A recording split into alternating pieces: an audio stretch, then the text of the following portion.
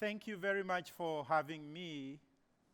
It is one of the toughest things I have had to do as a facilitator, communicator, speaker,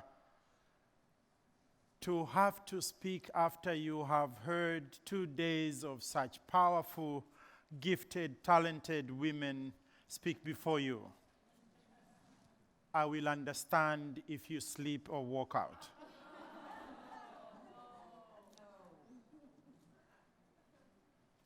My focus this afternoon is to share with you a methodology, a process of how you leaders can continue to bring about the profound change that you are already generating at a personal level, organizational level, and societal level.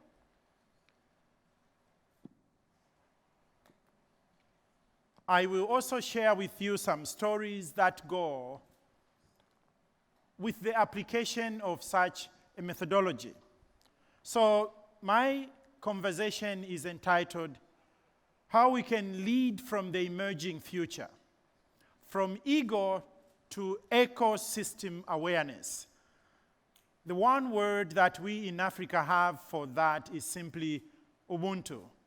And that has been so well explained over the many sessions that we have had. Allow me to simply re-emphasize some small element.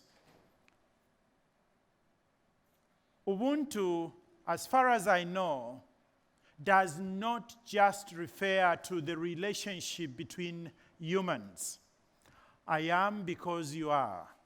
My well-being is so intricately intertwined with your well-being that it is foolish to even begin to think of separating them.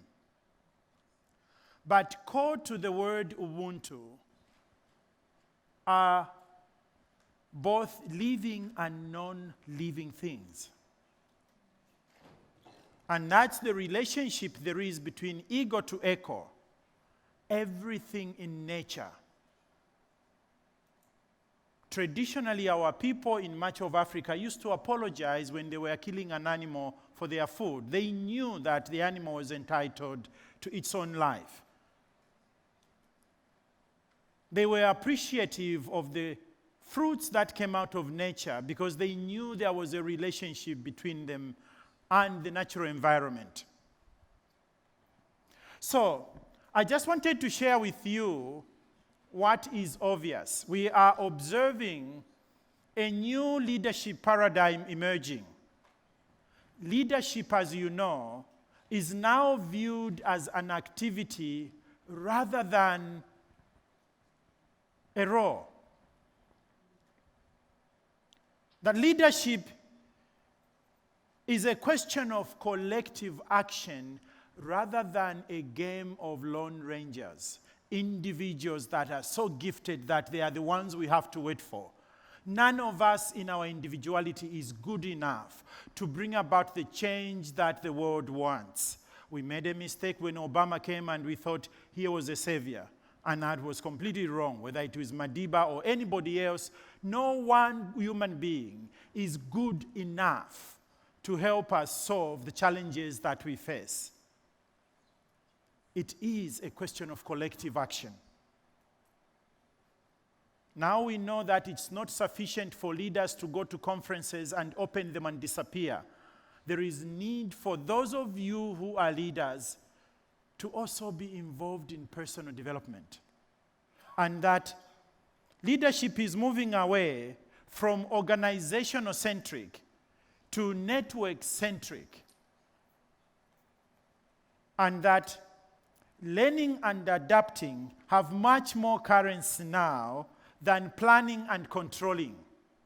Because if you stick to the plan and controlling of that plan, what you planned last week because of the changes that have happened may have become irrelevant. It's the skill to learn and adapt.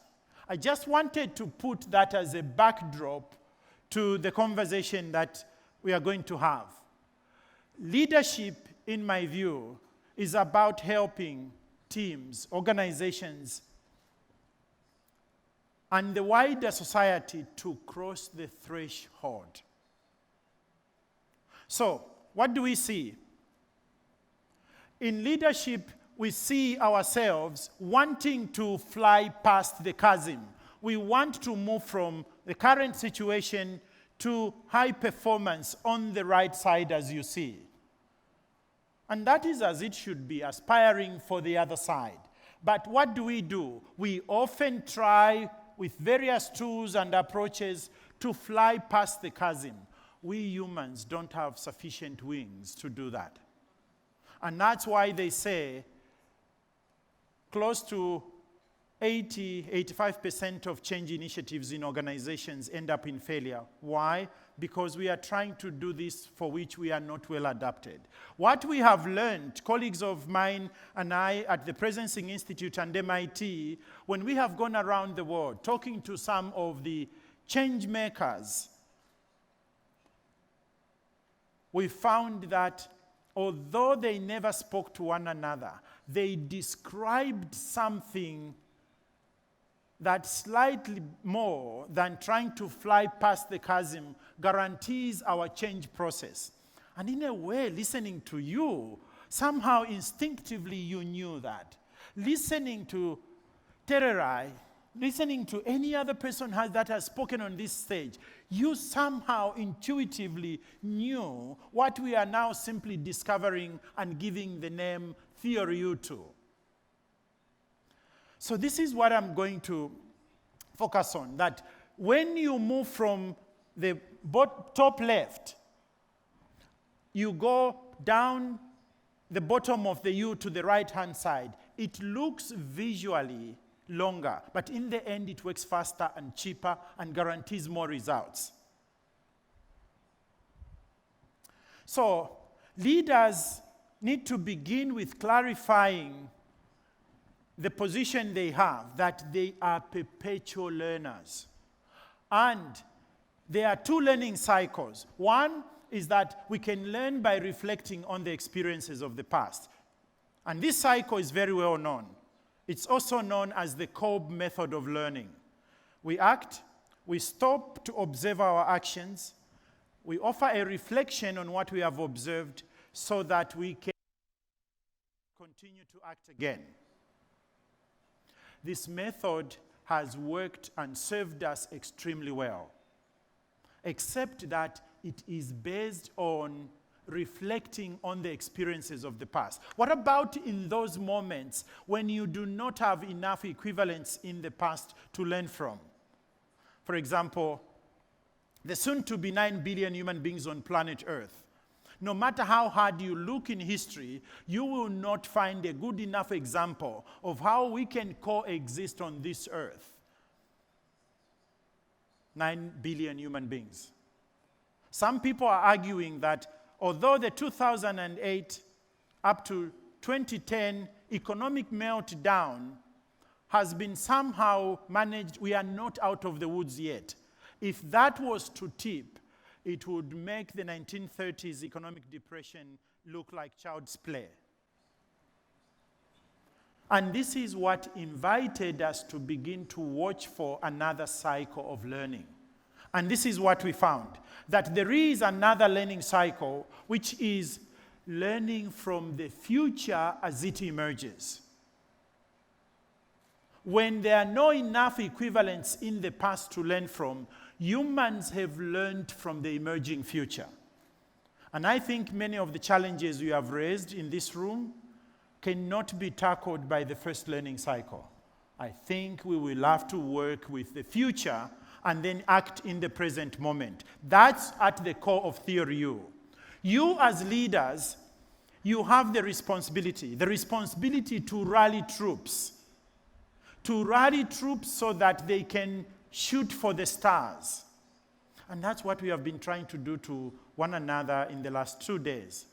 But you and I know that even more primary to asking people to aim for the stars, the primary duty of a leader is to bend the beam of observation on the self. This, knowing myself, is much more primary to the act of rallying troops in our organizations, in our teams, in our families to aim for the stars. Obviously, the words are much easier than the actions needed to do that.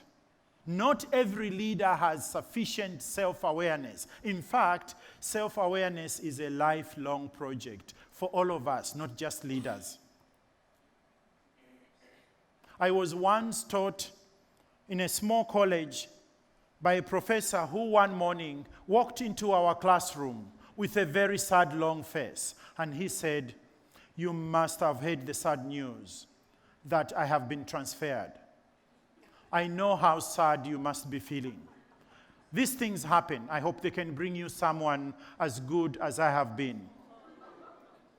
With the same sad, long face, he walked out of our class. And as soon as we knew he couldn't hear us, we looked at each other and said, "Hooray!"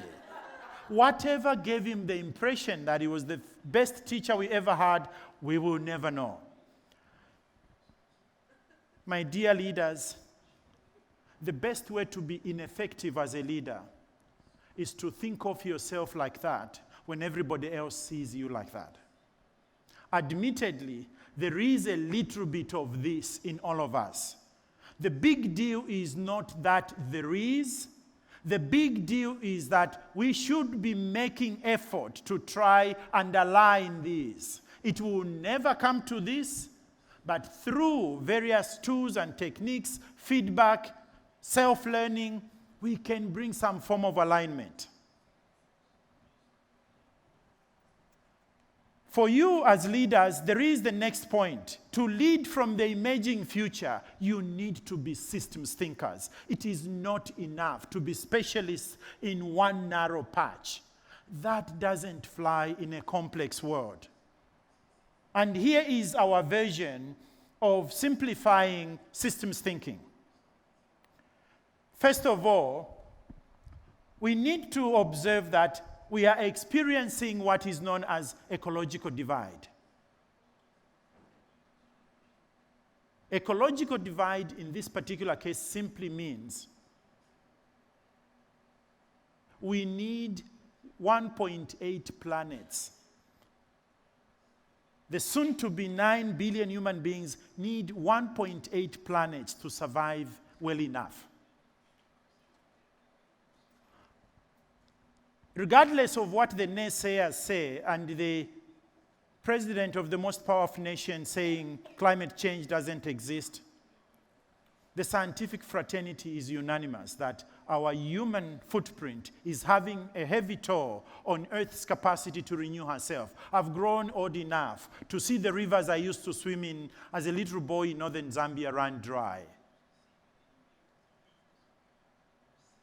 The second challenge we are facing is the social divide.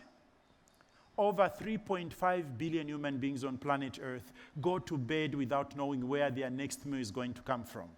Over 4 billion people on planet Earth do not have medical insurance in their vocabulary. What is frightening for me is when you take the map of the world, mark on that map where the places that are going to be hit hardest first by the changes in climate conditions are found, and on the same map, mark where the 3.5 billion human beings who do not know where their next meal is going to come from are found. They map like that. You cannot have a much more potent situation for global instability than that. So the little plans we could be making in our offices can be nothing. And if we are not taking it upon ourselves that this is a leadership question, we have buried our heads in the sand. This clash between ecological divide and social divide will bring the biggest global instability we have ever seen in the world. As leaders, you need to pay attention to the third divide, which is the spiritual divide. I do not mean religion in any sense. I simply mean the growing number of people who are finding meaninglessness in life. People suffering from depression, mental health, mental illness, and all forms of challenges that are not yet on our radar screen. Some of them you have already highlighted that. The lady who was talking about her own upbringing in that way, thank God she can live to show us the story. Because there are many cases when those stories are not having the light of day. In 2010, the World Health Organization gave us this statistic, and there is no reason to believe much has changed. In 2010, if you took the total number of people dying in all the wars we read about in the newspapers and watch on television, add to that number those who are dying in earthquakes, droughts, and floods, this total number was less than the number of people committing suicide. Meaning, more people kill themselves than they are being killed by others. And much of this we are generating in the quality of our relationships in the home, as well as at places of work. If you as leaders worry about stamping off those tips of the iceberg, you are missing the point. Because leadership work is what is below the waterline. What is below the waterline is where the leadership challenge lies. And what is there? Structures. The structures we have created are the ones that are producing the results we want or don't want above the waterline. Structures are not an act of God. Structures have been invented by us humans. The way we are sitting in this room is our invention. It's a structure. When organizations pay men qualified in the same way and same level of responsibility, they pay them more than women, that is a structure they have created. It's not an act of God. When we measure the well-being of our economies through GDP and think that is unchangeable, that is a structure we have created. But structures don't come by themselves. Structures come from what is between our ears. Our thinking produces the structures. The structures give the results we want or don't want above the waterline. Thoughts are the ones that are responsible.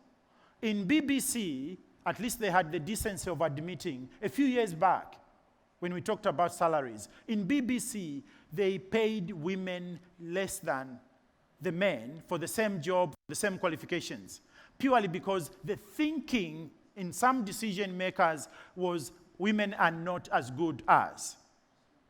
But thoughts don't come from themselves. Thoughts come from our fundamental beliefs and values. It's your job as a leader to make sure that you are inquiring, what are the beliefs and values that are in my organization? You can do whatever you want at the top here. You will be simply trying, with a cup of water, trying to dry a river. And that's not wise. So, what happens in the ecological sphere impacts what happens in the social sphere. And what happens in the social sphere impacts what happens in the spiritual and ecological spheres. So it is the duty of a leader to scan all that. I just wanted now to move quickly to one of the most underrated quality of leadership, listening and dialogue. If there is anything you get out of what I'm sharing, it's just a reminder about what listening and dialogue is to a leader, to you. You can choose to listen at level 1. At level 1, we listen from habit. It's like me coming to you and saying, Christine, good morning. And then you answer, good morning. How are you? You answer, I'm fine. And then I ask the next question, and what are you doing at the hospital? And then you answer, I haven't been sleeping well in the last few days. So the answer, I am fine, comes from habit. There is nothing wrong with that. Just know that this is the level at which I am operating. But you could also choose to listen at level 2. Level 2 is when we are paying attention to facts. It's like me in this room and paying attention only to what is here, and I contrast to what is outside, but I'm still in this room. This is partly also what science uses. I notice what I agree with, and I notice what I don't agree with. The third level of listening is empathic listening.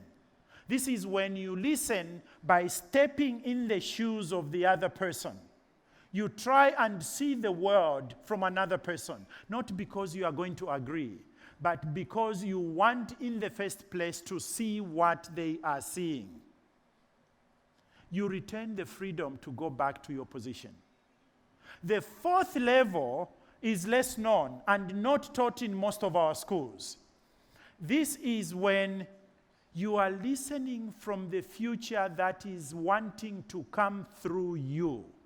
But those are the stories we have been hearing. Why don't we teach that in our schools? That when we pay attention, when we do certain things, we can access what lies 10, 15 years in coming and begin to act now.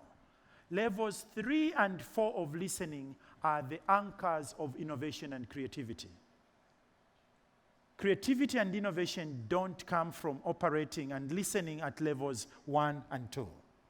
When Tererai said, this lady kept looking at me and wanting me to answer the question, what are your dreams? And when she responded, she didn't speak from the past. She didn't speak from the present moment. She said, as outlandish as it sounded, I want to go to America, get a first degree and a master's degree and a PhD. Obviously, people around should have laughed. How can a girl who doesn't even have any qualification begin to dream about a PhD? But that's when we get the skill to access the future. Humans have the capacity to access 10, 15 years in coming. Otherwise, why are you a leader if you are not helping your organization to think 10, 30 years in coming and act now?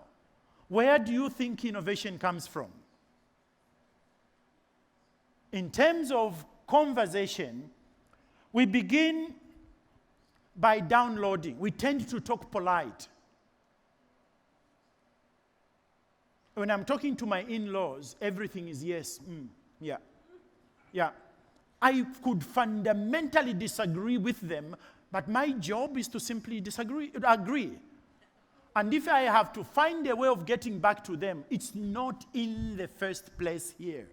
I will find a traditional way in which I can say to my mother-in-law, I didn't agree, but not directly. But we do that with our bosses. We do that in government offices. We should know what decisions we can take if we are operating at conversation level number 1. In number 2, we tend to debate. It's like the British system of parliament. There is the ruling bench and the opposition bench. Whatever comes from this side pokes holes into it. What comes from this side, that side does the same. Again, you need to understand whether that is the best way of making decisions. There is level 3, and that is the only time I would use the term dialogue.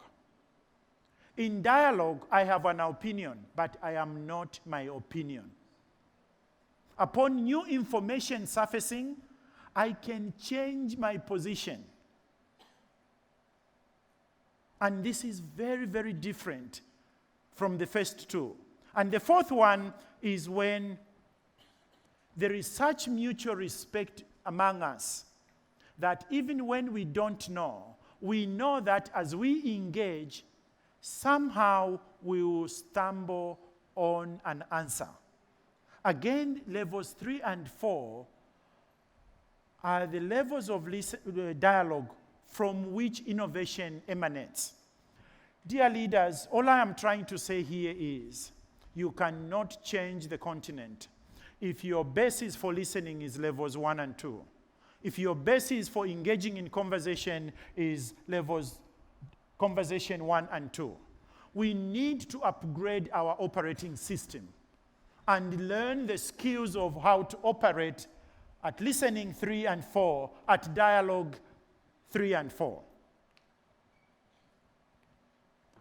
So, It is not sufficient to be just intelligent in the traditional sense. Leaders need to switch on at least 3 intelligences. When I went to school, the only thing I was told is that what is above my shoulders is what matters, the gray thing here. Now we know through many sciences, particularly neuroscience, that we humans do not just think with our brain, and that this is not just a blood pumping machine. Our hearts think as well.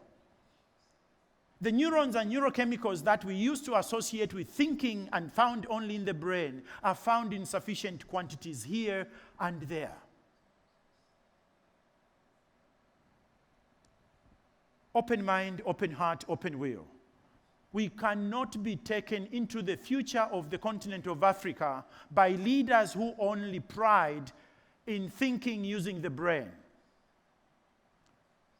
How do we switch on the intelligence of the brain, of the open mind? It is by learning to suspend the voice of judgment. That chatterbox that is in the background for each one of us. How do we tame the voice of judgment? It is by switching on curiosity. A leader needs to be curious. Tell me more. Where is that coming from? What else happens? Who need to be here? Who else should we be talking to? Curiosity is the antidote to the voice of judgment. But also leaders need to work from the intelligence of the open heart. And what comes in the way is the voice of cynicism. Because something is not clear to you, you label it, it can't work, stupid, impossible. If you, as a leader, you give yourself permission to judge what is right and wrong, what is correct in the organization, you will let the organization go down the drain. And what is the antidote to cynicism? It is compassion, the ability to connect heart to heart with other humans. What is it that stands in the way of the open will? It is the voice of fear. Fear is good, but if we don't learn to redirect it, to let go of fear, we cannot experiment. And experimentation is at the heart of innovation and change. And what is the antidote to fear? It is courage. So in a way, the leader's job is to keep on switching on these 3 faculties of intelligence for themselves and for those they are privileged to lead.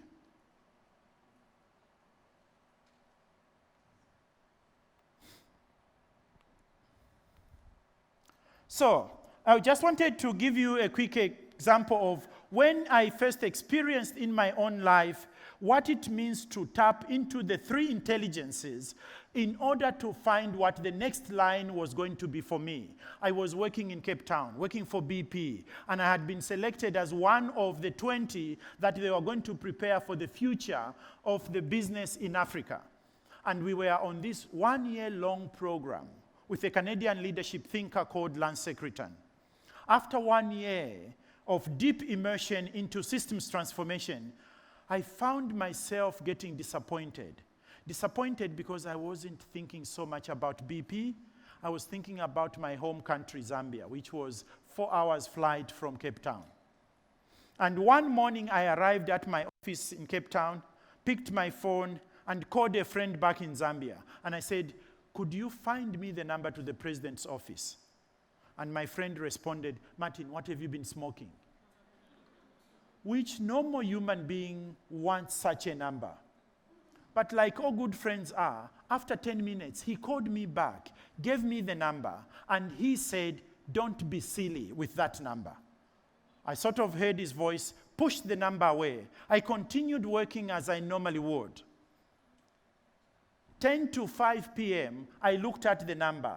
My madness seeped in me. I dialed the number. Hello, State House. How can we help you? I responded, my name is Martin Kalungu-Banda. May I speak to the president? The voice went, Mr. Kalungu-Banda, is the president expecting your call? I responded, no, but it's important that I speak to the president. Silence, music. Then a new voice came. State House, how may we help you? I repeated myself, my name is Martin Kalungu-Banda, I would like to speak to the president. Same litany, Mr. Kalungu-Banda, is the president expecting your call? I answered in the negative, but slightly emphasized my response. It is crucial that I speak to the president, I said. Again, silence, music, a new voice. State House, how may we help you? I had grown a little bit impatient this time, and I responded, my name is Martin. I've been trying to speak to the president for the last few minutes. And the voice responded, Mr. Kalungu-Banda, this is the president. How can I help? At that point, then, I forgot why I had called. And when I responded, I said the wrong thing. I said, I'm terribly sorry, sir. I didn't vote for you in the last election. The president laughed and then asked, at least you are honest about your vote. How can I help you? I had recovered enough, and I said, Your Excellency, I've been learning about leadership, and I would like to spend time with you. And I remember him saying, Mr. Kalungu-Banda, this is Wednesday. How about Friday, 3 p.m.? I honestly don't remember saying bye to him. I had put the receiver down. My hand was shaking. I stood up and went to the company president. By then it was Fred Paswana. And I said, I need to go back home. I have an appointment with the president of the country. And they said, Martin, that's not how things work. And I said, this time they worked like that.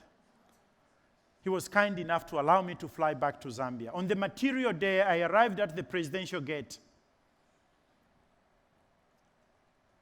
An hour before, they looked at the list of people who were meeting the president, and my name wasn't there. And the senior-most officer looked at me and said, Mr. Kalungu-Banda, do you genuinely think that the president would have a meeting with someone and we haven't done security check? I said, sir, I understand you have the right to question like that, but I'm also saying I'm not lying. I spoke to the president. He was kind enough to say, let's go in the inner office. Promise me, if we don't find your name there, please don't resist. I promised, walked there, checked with the senior private secretaries, and my name wasn't there. And he was about to usher me out when the president was coming from another direction in a meeting, and then he said, you must be Mr. Kalungu-Banda. And I said, yes, sir. And that was my chance to step away from the security officer and join the president.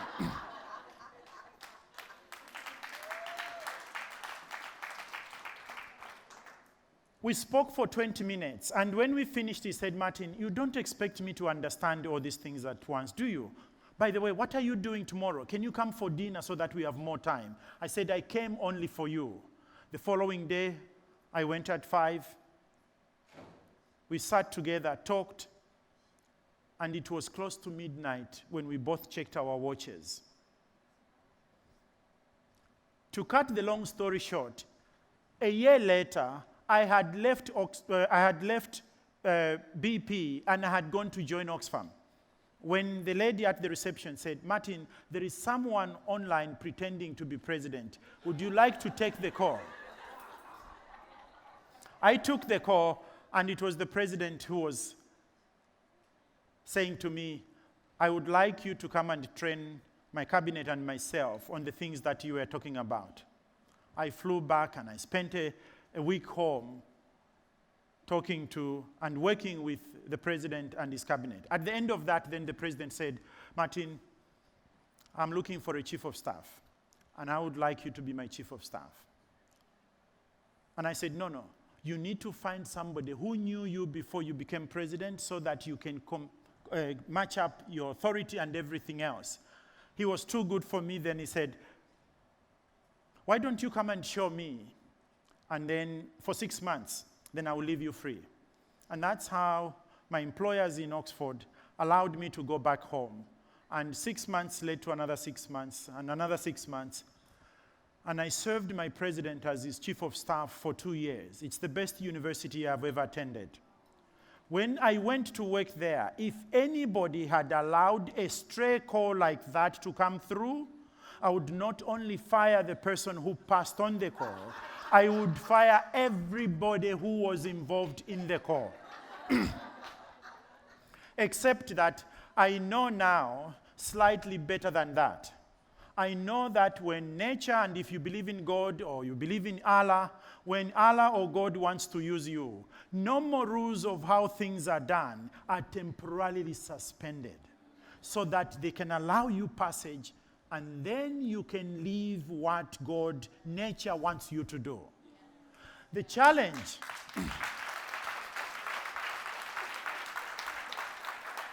The challenge is that this is not just a Martin story. As you have listened to the many worthy ladies that have spoken here, it is the story of every one of us.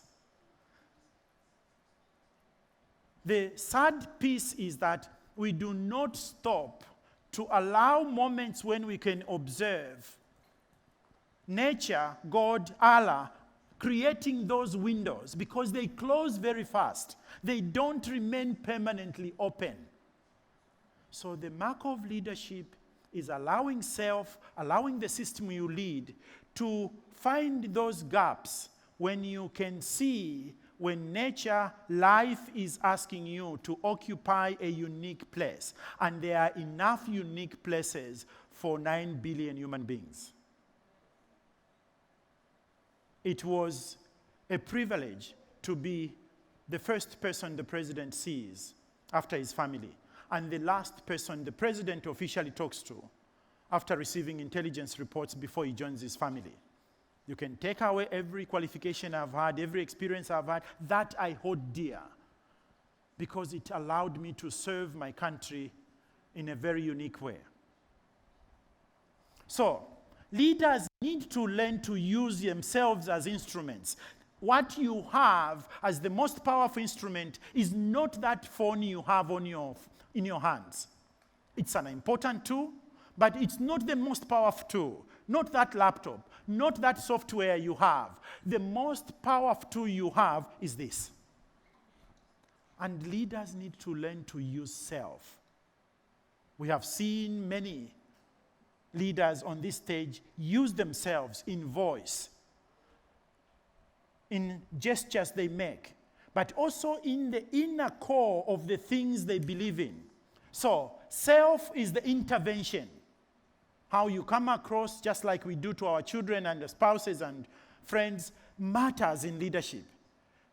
Our presence becomes more impactful when our words and actions authenticate one another. It's not sufficient to be just eloquent.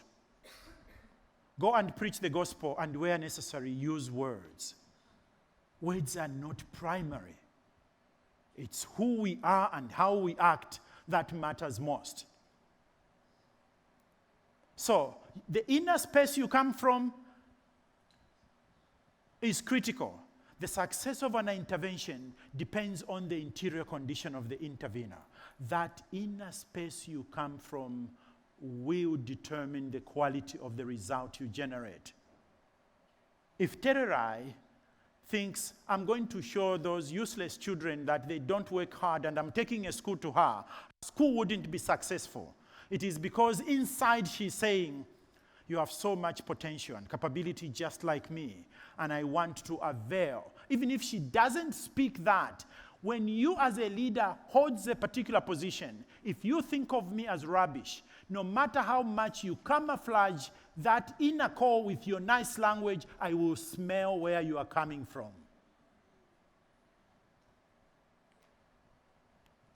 So, last year, I was privileged to share the platform with this gentleman. You may recognize him. His name is John Carlin. For some reason, one of the biggest celebrations for Mandela's 100th birthday was in Portugal. And John Carlin and I were invited. I think for me it was because I had written a small book on Nelson Mandela some years back. And for John Carlin, he was a friend to Nelson Mandela. But he also is the author of the book on which the movie Invictus is built. So I relished the moment of sitting with him every evening, milking every story I could, because he was a close friend to Mandela as a young journalist. He told me that Mandela quite often led from the gap. And coincidentally, when we draw the U, we draw it not as a continuous line. We always draw the left side, break with a dot, and the right side. And then he said, did you think about this? When leaders don't operate from the gap, they do not access that deeper knowing which leadership should have. He told me a story that when Chris Hani, who was like the political son of Mandela, was murdered, John Carlin was in the room with other leaders and Nelson Mandela. Said when the news was broken to Mandela, for some time Mandela looked like a sphinx. He was like a statue. They were scared that he was not breathing. And when he next spoke, it was that 6-minute speech he gave on radio and television that saved South Africa from the brink of civil war and collapse. Because people were ready to go to any length after Chris Hani was murdered. You as a leader, you need to have spaces where you go within. I don't know what your style is. For some people, it is when they are in the gym. For others, it is when they are taking a walk in nature. For others, it's through their prayers. Whatever it is that allows you to be in the gap will also, in moments of great need of leadership, you'll be able to tap into something special. Being in the hamster wheel, busy from morning to midnight, doesn't guarantee you producing the quality leadership that your organization and the world need.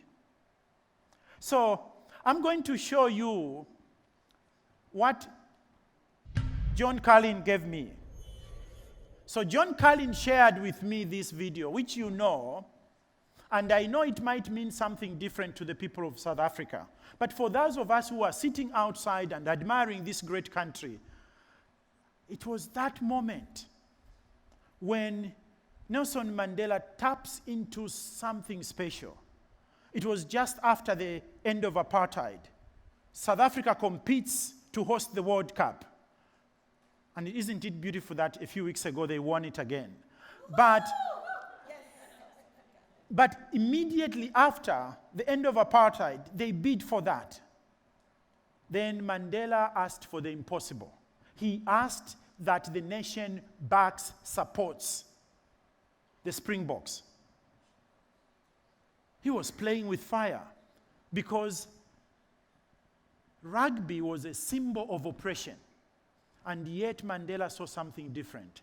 He saw an opportunity to let the country experience what it means to be one. And this is what we are going to see now.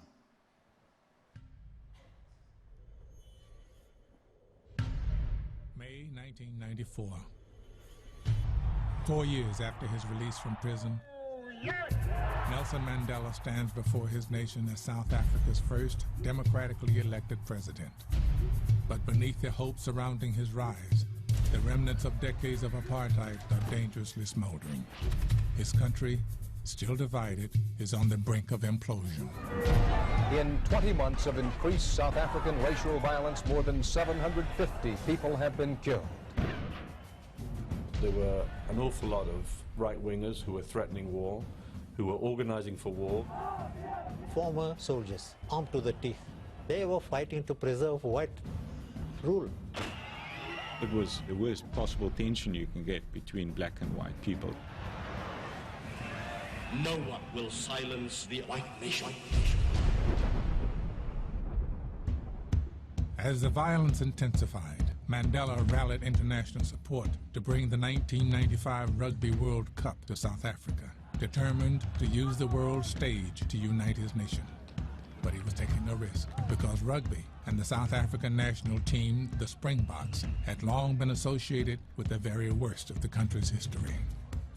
In South Africa, rugby was the white man's game. I hated rugby, I hated those ones who were playing rugby, and I hated the Springboks even more. Rugby is a sport of brute force, and as such, rugby in many ways symbolized apartheid oppression with which black people were being kept down. But now the man called Madiba by his followers was set on making peace with his former oppressors. He would become a rugby fan, but convincing black South Africans to stand behind the long-hated Springboks would not be easy. You see this cup that I'm wearing? I ask you all to stand behind them because they are our pride. Here is the man wanting us to reconcile with these brutish people who have humiliated us for ages in our own country. I wasn't going to be persuaded even by the great Madiba to support the Springboks. As the World Cup approached, Mandela repeated his message of one team, one country in townships and villages across South Africa. Moved by Mandela's support, the Springbok players visited the Robben Island prison, where Mandela had been jailed for nearly 3 decades. You go to the cell and you realize he sat here for how many years. And I remember James Small standing in the corner and there were tears running down his cheeks. It was quite amazing to experience just for a few moments what a man experienced for a lifetime. You didn't really understand how big this whole thing was until we saw that. That also made us realize that, you know, what we were doing was a little bit more than just playing a game. That's the end of the game. Well, who would have believed that South Africa would beat Australia, world champions? The underdog Springboks, newly inspired, began a magical run through the tournament. And that's it. South Africa have beaten France in this World Cup semi-final. But as the team advanced, something even more improbable happened. Black South Africans started to stand behind the national team. We started realizing that, you know what, this is our country, this is our brothers, we all have to be behind them. People understood that we're a fledgling democracy, we're on show together. Please show the world that we're doing all right. One team, one country. That was Mandela's vision. And on the morning of the final game, blacks and whites alike were swept up into a shared frenzy of excitement. As Mandela drove to Ellis Park Stadium, he saw firsthand what just weeks ago had been unimaginable. We had a lot of white people driving past us, hooting and fists out of and normally you'd have the fists out of anger, but these were fists of jubilation. On all the lights, on all the freeways, you had these enormous flags. Everywhere was just the World Cup, the World Cup. Beneath the stadium, the Springboks prepared, knowing they would never play a more important game. Moments before they took the field, the silent tension in the locker room was broken.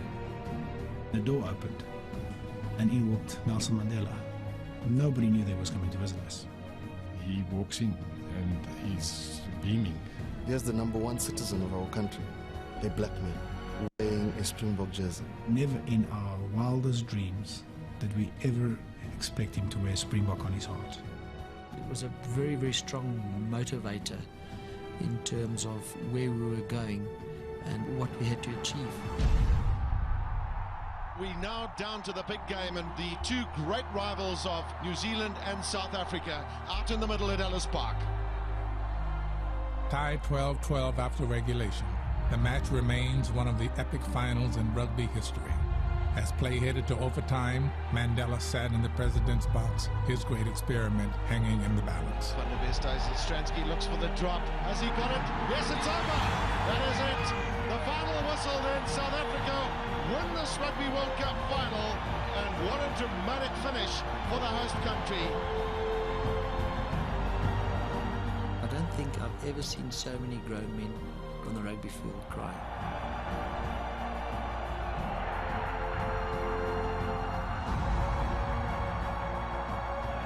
After the win, Nelson Mandela, wearing the symbol of his former enemies, prepared to step onto the field.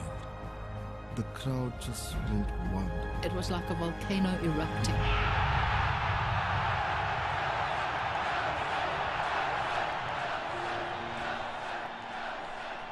I'm trying to understand what the chant is. And I realized that these white South African people were chanting their president's name. This is Nelson. Nelson, Nelson. Nelson, Nelson. Nelson, Nelson. It was one voice. I never thought that we would hear that at a rugby stadium. At the time, I think it was just fantastic. We didn't know what hit us. I mean, it was just the most phenomenal. It was really quite incredible. The image of a joyous Mandela celebrating with the national team was mirrored in every corner of the once broken country. South Africans at last were rejoicing as one. Then we had 65,000 South Africans here today. Tremendous support. David, we didn't have 60,000 South Africans. We had 43 million South Africans.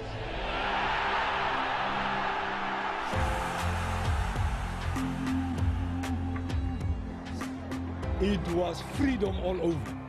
The moment that the cup was handed over to Madiba, I told myself, these are people that I have to build this country together. There's one South Africa. All my hatred is going to gain me absolutely nothing. Madiba took my hand and he shook it and he said, "Thank you very much for what you've done for South Africa." I said, "Madiba, you got it wrong. Thank you for what you've done for South Africa."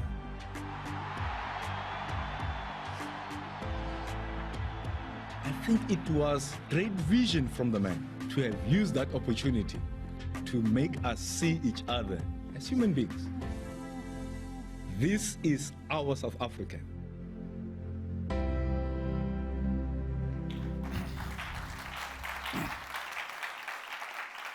When we as leaders operate from a connected, open mind, open heart, and open will, we tap into a different form of intelligence.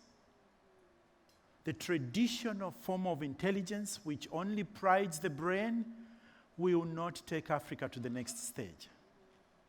And this, for me, has been the journey of the last 2 days. And in summary, therefore, how does Theory U work?